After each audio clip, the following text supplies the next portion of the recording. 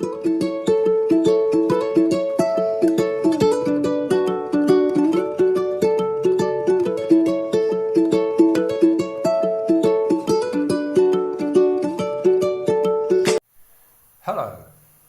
I'd like to talk about retirement in the Philippines. There are so many of us foreigners, people from overseas that is. I hate the word foreigner. There are a lot of us over here that stick it out and actually make this our home, our permanent home. But sadly, there are so many that come and actually get disheartened. I suppose we all are different, and our needs and wants are going to be different. Living in the Philippines, for me personally, is a great place to live, and I'm sure those that have come here and those that are here would agree with me. Once you get past the beautiful scenery and the lovely beaches and the friendly guys and the friendly girls, what have you got in the Philippines that you haven't got anywhere else? Well, the answer to that is familiarity. You don't have the familiar things that you've grown up with. Yes, you have variations of it, but you don't actually have the same. You can't complain the same as you can back home. You can get very frustrated with someone, but you have to be constantly reminded that to do so as a visitor here, and that's how we're seen, as a visitor in the Philippines. You have to be very careful not to offend someone, because a Filipino can be offended so easily. And even though the police are very, very friendly towards us foreigners, I'm sure that when push comes to shove and somebody makes a claim against you, no matter how frivolous it is, they take it quite seriously. And you have to be very diplomatic about how you handle it with them, because you will always be in the wrong. So it's a case of saving face for those that make the claim. Often it may well be money that has to pass hands. I'm not suggesting for 1 minute that if you get into trouble you have to show money. But often things are resolved here with money. And even a simple accident on the road, you may well find that you know darn well you didn't cause the accident, the other person's stupidity did. But you end up being the one that pays either the whole lot or certainly half of it.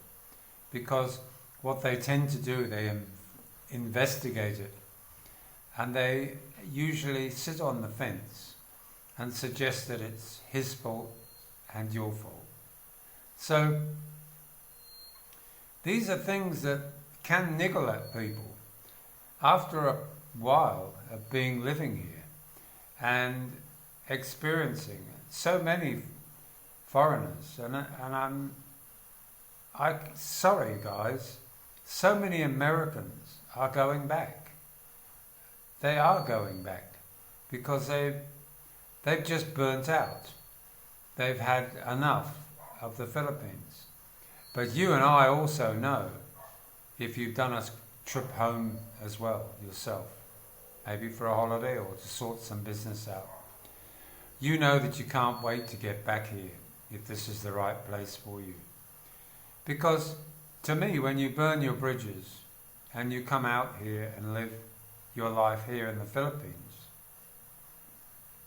there is no going back.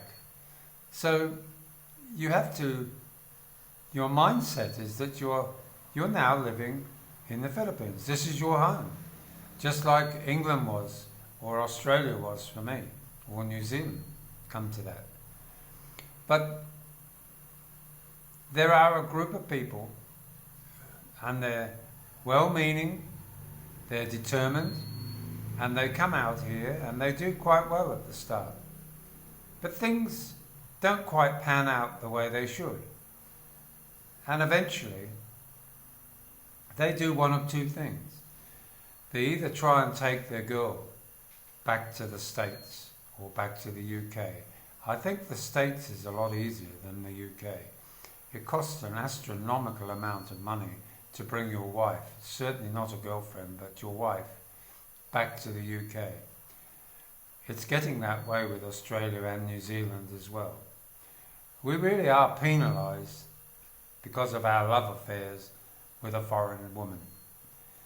But all things aside, the only other reason would be obviously they can't afford to stay here.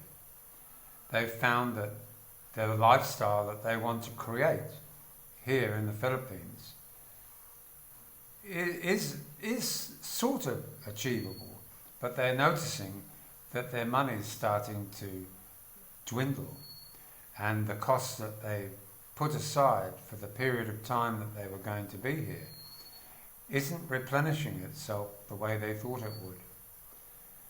Those, of course, who have a good pension, if they do go back, at least they still have the same when they go back. But it's about lifestyle. Sometimes having to make the compromises and changes in your life that are quite severe in many cases here. They're certainly not the way you would want to live maybe in the West. I mean, to own a car, and there's a lot of bloggers who love to show their cars. But to me, unless you are 100% sure that you want to stay here, why would you buy an expensive car? Because you still have to sell it when you go. There's Bud Brown as a good example. He's going back. Tom and Ruth are contemplating going back. Maybe not forever, but certainly for a period of time, a bit of R&R, I suppose. Because there does come a time when we get a little older that we start to be concerned about our health, and maybe we should be closer and near somebody who can sort it out for us without us needing to rob a bank to pay for it. Even though it's cheap here, if you have limited resources and you're on a pension and you don't have insurance because you're over 70, then you will find it hard to get good medical help, affordable. And I don't mean to put a dampener on it, but in all of my videos that I try to talk to you, some people suggest that it's boring, some people even suggest that I need to have dancing girls, and whether they're being sarcastic or not, I get the message. It doesn't appeal to everybody. And my purpose of doing my channel is twofold. One is I enjoy doing it, giving my advice. Nobody has to take it, but giving my on-the-ground, honest appraisal. It's only my point of view. You may well have a different point of view. But being in love with the Philippines and a beautiful girl is a dangerous occupation for many.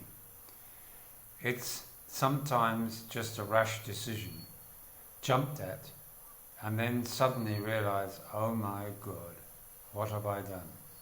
And that's why I believe that even if you're on a pension, but you've got a little bit of money saved aside, and you're prepared to throw it away, and I say throw it away because you do that when you have a trip and a holiday. I mean, you spend it, you're never going to get the money back. What you take back with you is the memories, the experience. So my best advice to somebody is to come here. Somebody actually sent me an email the other day and asked me, and they were planning a 4-week holiday here, like a scouting trip.